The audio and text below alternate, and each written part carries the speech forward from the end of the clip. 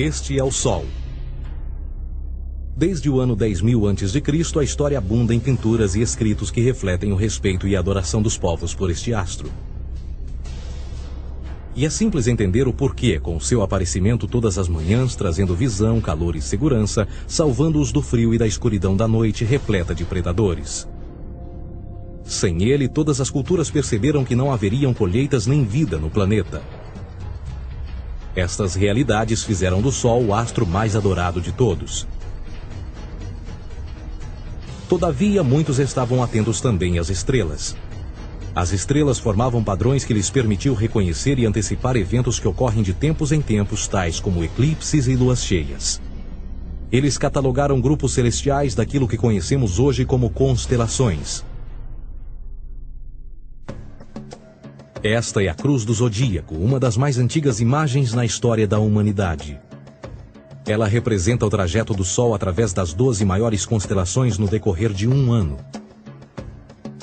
Ela também representa os 12 meses do ano, as 4 estações, solstícios e equinócios. O termo zodíaco está relacionado com o fato das constelações serem antropomorfismos ou personificações, como pessoas ou animais.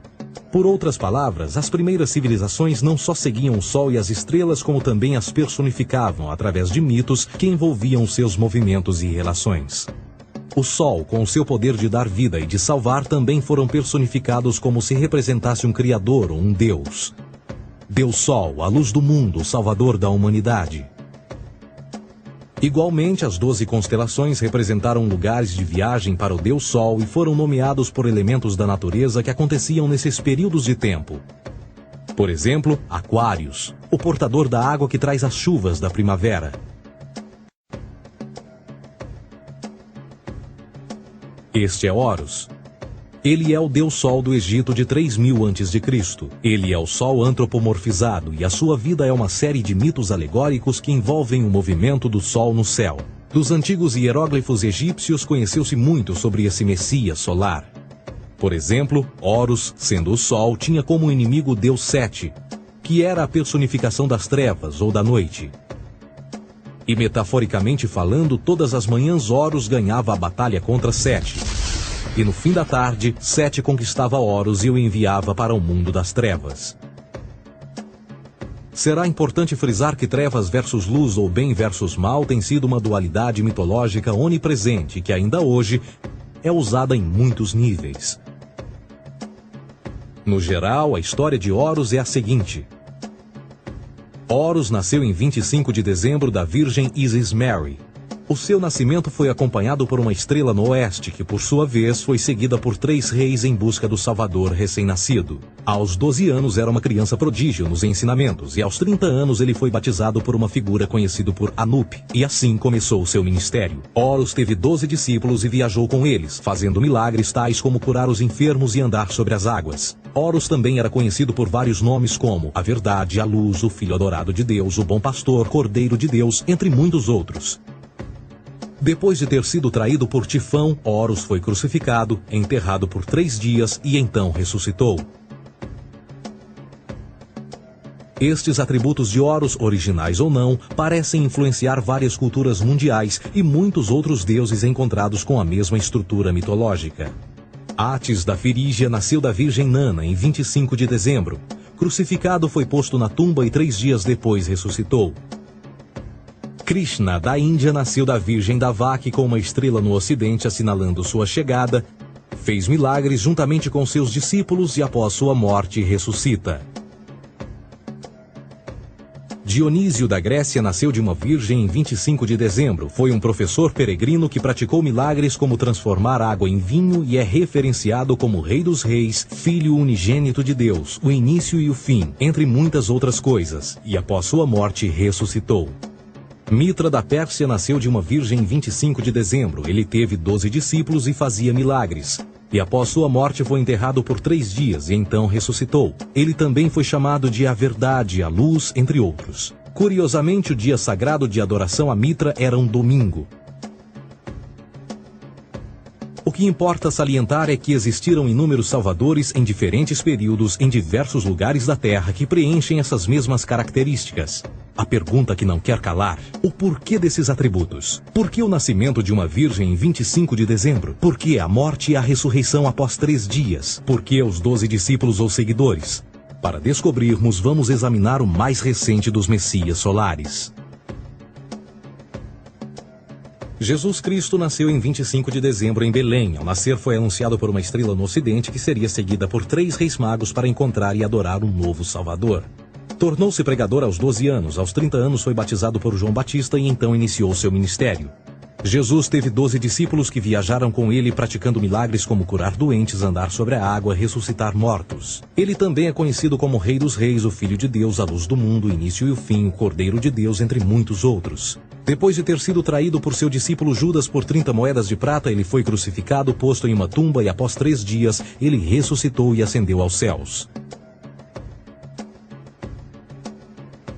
Em primeiro lugar, a sequência do nascimento é completamente astrológica. A estrela no ocidente é Sírius, a mais brilhante do céu noturno, que a cada 24 de dezembro se alinha com outras 3 estrelas brilhantes no cinturão de Órion. Essas 3 estrelas brilhantes são chamadas hoje, como eram na antiguidade, 3 reis, 3 Marias no Brasil e Portugal.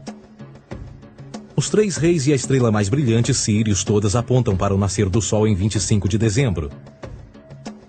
Esta é a razão pela qual os 3 reis seguem a estrela a oeste em uma ordem que apontam ao amanhecer. O nascimento do Sol.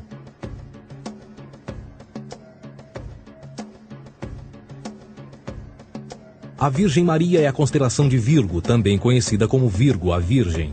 Virgo em latim significa virgem. Virgo também é conhecida como a casa do pão. E a representação de Virgo é uma virgem segurando um feixe de espigas de trigo. Esta casa do pão e o seu símbolo das espigas de trigo representa agosto e setembro, a época das colheitas. Por sua vez, Belém é a tradução ao pé da letra de a casa do pão. Belém também é a referência à constelação de Virgem, um lugar no céu, não na terra. Existe outro fenômeno muito interessante que ocorre em 25 de dezembro, é o solstício de inverno. Do solstício de verão ao solstício de inverno, os dias se tornam mais curtos e frios. Da perspectiva de quem está no hemisfério norte, o sol parece se mover para o sul, ficar menor e mais fraco. O encurtamento dos dias e o fim das colheitas conforme se aproxima o solstício de inverno, simbolizando o processo de morte. Era a morte do Sol. Pelo 22º dia de dezembro, o falecimento estava completamente realizado e faz com que atinja seu ponto mais baixo no céu. Aqui algo curioso acontece. O Sol para de se mover por 3 dias. Durante estes 3 dias, o Sol fica pelas redondezas da constelação do Cruzeiro do Sul, ou Alfa Crucis. Depois desse período, em 25 de dezembro, o Sol se move 1 grau, dessa vez para o norte, trazendo perspectiva de dias maiores, mais calor e a primavera. E assim se diz: o Sol morreu na cruz, ficou morto por 3 dias, apenas para ressuscitar ou nascer mais uma vez. Esta é a razão pela qual Jesus e muitos outros deuses solares compartilham da ideia de crucificação, morte por 3 dias e o conceito da ressurreição. É o período de transição do Sol antes de mudar para a direção contrária no hemisfério norte, trazendo a primavera e assim a salvação.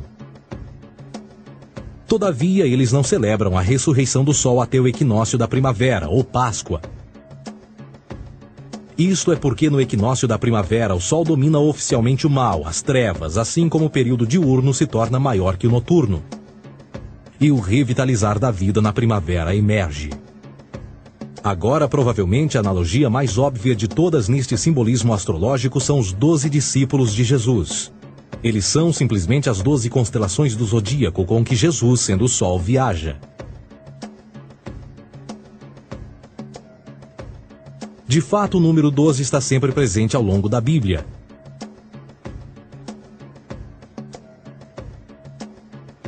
Voltando à cruz do zodíaco, o elemento figurativo da vida é o Sol. Isto não é uma mera representação artística ou ferramenta para seguir os movimentos do Sol. Era também um símbolo espiritual pagão. Uma logografia similar a isto. Isto não é um símbolo do cristianismo. É uma adaptação pagã da cruz do zodíaco.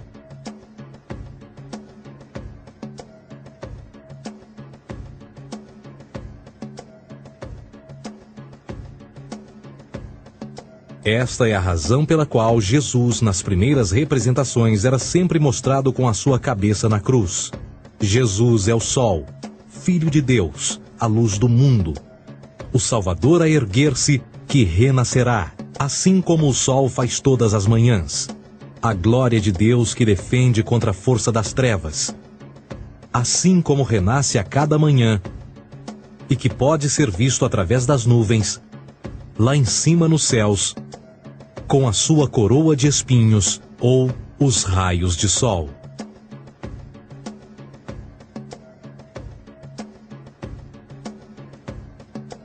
Agora, nas muitas referências astrológicas ou astronômicas na Bíblia, uma das mais importantes tem a ver com o conceito de eras.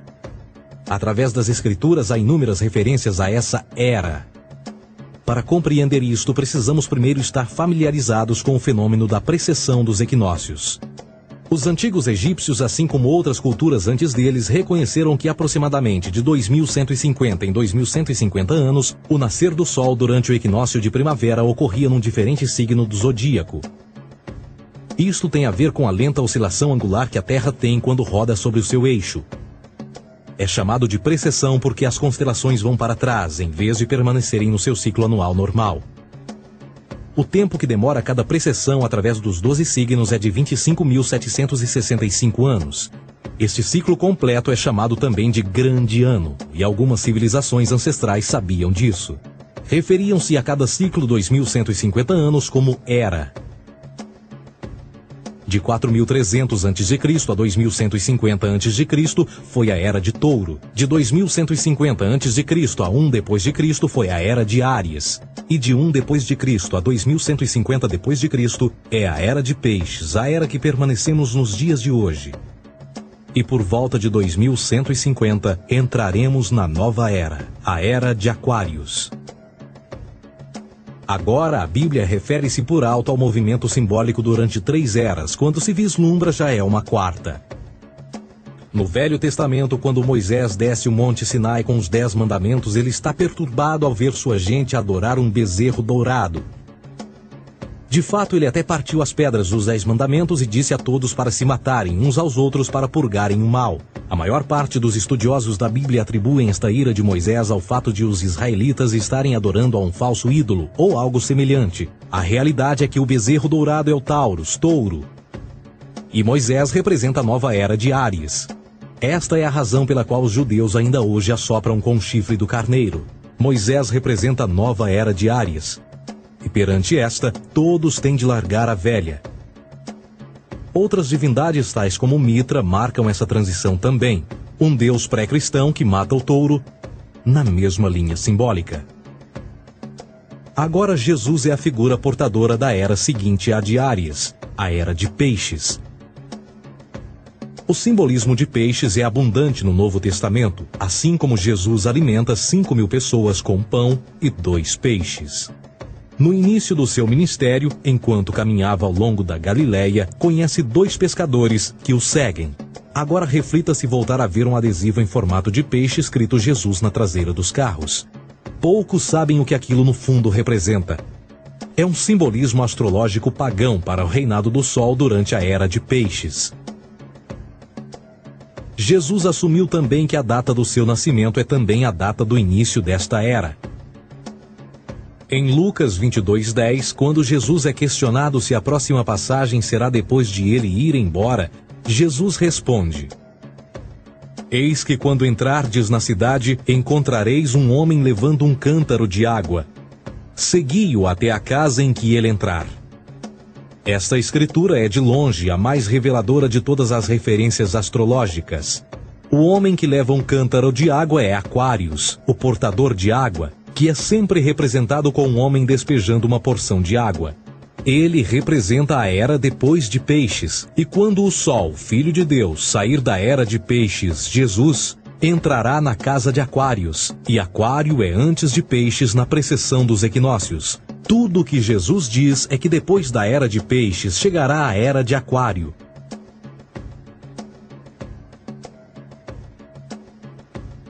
Agora todos já ouvimos falar sobre o fim do mundo.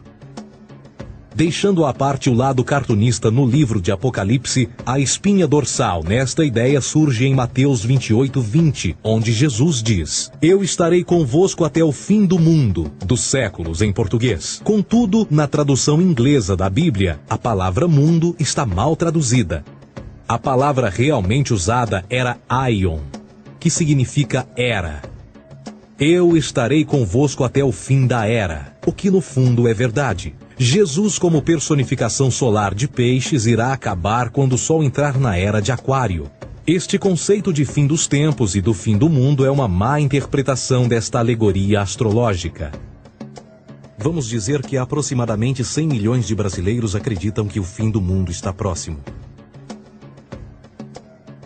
Além disso, o personagem de Jesus, literalmente e astrologicamente um híbrido, só demonstra o quão plágio do deus Sol Horus do Egito, Jesus é.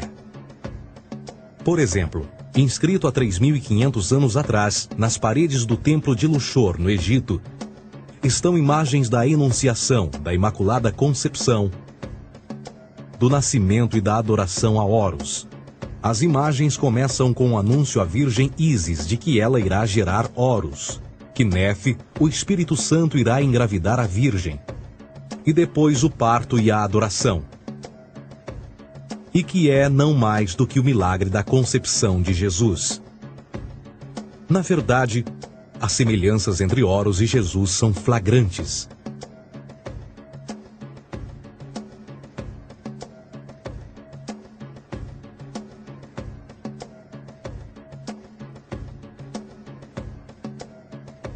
E o plágio continua. A história de Noé e da sua arca é tirada diretamente das tradições. O conceito de dilúvio é presente em todas as antigas civilizações, em mais de 200 diferentes citações em diferentes períodos e tempos. Contudo, não será preciso ir muito além da fonte pré-cristã para encontrar a epopeia de Gilgamesh, escrita em 2600 a.C. Esta história fala sobre grandes inundações ordenadas por Deus, uma arca com animais salvos e até mesmo o libertário retornar da pomba, entram em concordância com a história bíblica, entre muitas outras semelhanças. E depois há a história plagiada de Moisés. Sobre o nascimento de Moisés, disse que ele foi colocado numa cesta de cana e lançado ao rio para evitar um infanticídio. Ele foi mais tarde salvo pela filha de um rei e criado por ela como um príncipe. Esta história do bebê numa cesta foi retirada do mito de Sargão de Acade por volta de 2250 a.C. Depois de nascer, Sargão foi posto numa cesta de rede para evitar um infanticídio e lançado ao rio. Foi depois salvo e criado por Aqui, uma esposa da realeza Acádia. Além disso, Moisés é conhecido como legislador, portador dos 10 mandamentos e da lei mosaica. Contudo, a ideia de a lei ser passada de um deus para um profeta numa montanha é também antiga. Moisés é somente um legislador numa longa linha de legisladores na história mitológica. Na Índia, Manoa foi o grande legislador. Na ilha de Creta, Minos ascendeu ao monte Ida, onde Zeus lhe deu as leis sagradas. Enquanto que no Egito, Moisés tinha nas suas pedras tudo o que Deus lhe disse. E no que diz respeito a estes 10 mandamentos, foram retiradas a papel químico do feitiço 125 do Livro dos Mortos do Antigo Egito. O que é que o Livro dos Mortos dizia? Eu nunca roubei, tornou-se tu nunca roubarás. Eu nunca matei, tornou-se nunca matarás. Eu nunca menti, tornou-se nunca levantarás falsos testemunhos, e por aí adiante. A religião egípcia é, no fundo, a base fundamental para a teologia judaico-cristã. Batismo, vida após a morte, julgamento final, imaculada concepção, ressurreição, crucificação, a arca da aliança, circuncisão, salvadores, comunhão sagrada, dilúvio, Páscoa, Natal, a passagem e muitas outras coisas e atributos são ideias egípcias, nascidas muito antes do cristianismo ou judaísmo. Justin Martyr, um dos primeiros historiadores e defensores cristãos, escreveu: quando nós, cristãos, dizemos que Jesus Cristo, nosso Mestre, foi produzido sem união sexual, morreu e ressuscitou e ascendeu aos céus, nós não propomos nada de muito diferente do que aqueles que propõem e acreditam tal como nós, nos filhos de Júpiter. Numa escrita diferente, Justin Martyr diz: ele nasceu de uma virgem. Aceite isto em comum com o que você acredita dos Perseus. É óbvio que Justin e outros cristãos cedo souberam como o cristianismo era semelhante a outras religiões pagãs. Contudo, Justin tinha uma solução. Para além de tudo o que sabemos, o diabo era em quem mandava. O diabo teve a ambição de chegar primeiro que o Cristo e criou essas características para o mundo pagão. Fundamentalist Christianity, fascinating. These people actually believe the world is 12,000 years old. Swear to God. I actually asked one of these guys, okay, dinosaur fossils. He says, dinosaur fossils? God put those here to test our faith.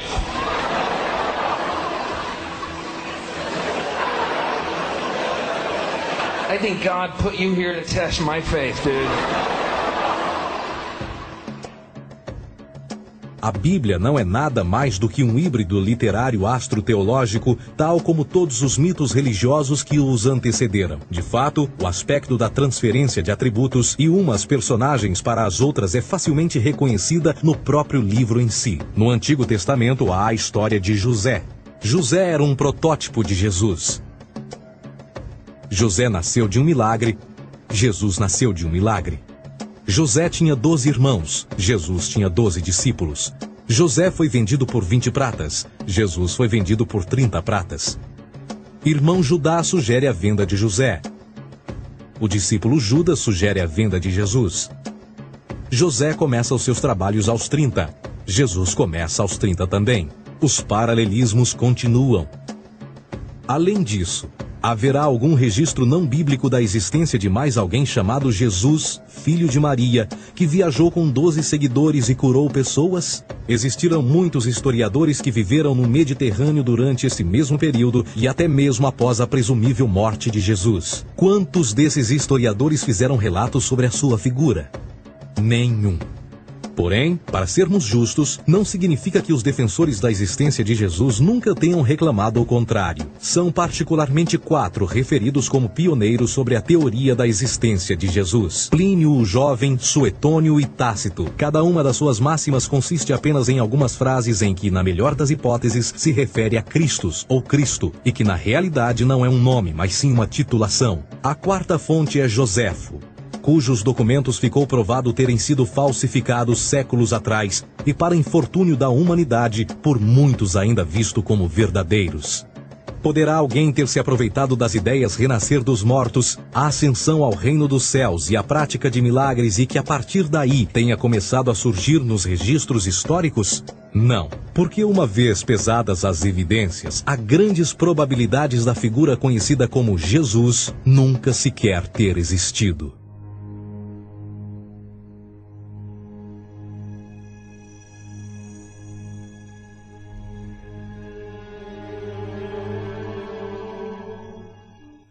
We don't want to be unkind, but we want to be factual. We don't want to cause hurt feelings, but we want to be academically correct in what we understand and know to be true.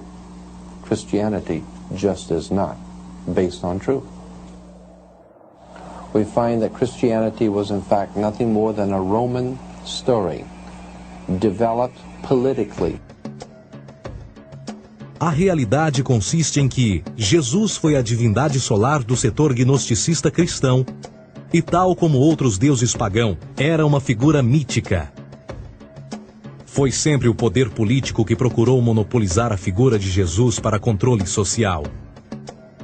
Por volta de 325 d.C., em Roma, o imperador Constantino reuniu o Concílio Ecumênico de Nicéia e foi durante esta reunião que as doutrinas políticas com motivação cristã foram estabelecidas e assim começou uma longa história de derramamento de sangue e fraude espiritual. E nos 1600 anos que se seguiram, o Vaticano dominou politicamente e com mão de ferro toda a Europa, conduzindo-a a um período de obscurantismo, onde o conhecimento era apenas um privilégio da Igreja, as Cruzadas e a Santa Inquisição. O cristianismo, bem como todas as crenças teístas, são a fraude desta era. Serviu para afastar os seres humanos do seu meio natural e da mesma maneira uns dos outros. Sustenta a submissão cega do ser humano à autoridade. Reduz a responsabilidade humana sob a premissa de que Deus controla tudo e que, por sua vez, os crimes mais terríveis podem ser justificados em nome da perseguição divina. E o mais importante, dá o poder àqueles que sabem a verdade e usam o mito para manipular e controlar sociedades. O mito religioso é o mais poderoso dispositivo já criado e serve como base psicológica para que outros mitos floresçam ou justifiquem.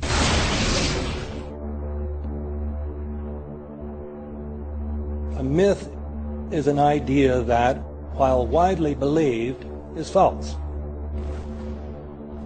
In a deeper sense, in the religious sense, a myth serves as an orienting and mobilizing story for a people. The focus is not on the story's relation to reality, but on its function. A story cannot function unless it is believed to be true in the community or the nation. It is not a matter of debate. If some people have the bad taste to raise the question of the truth of the sacred story, the keepers of the faith do not enter into debate with them.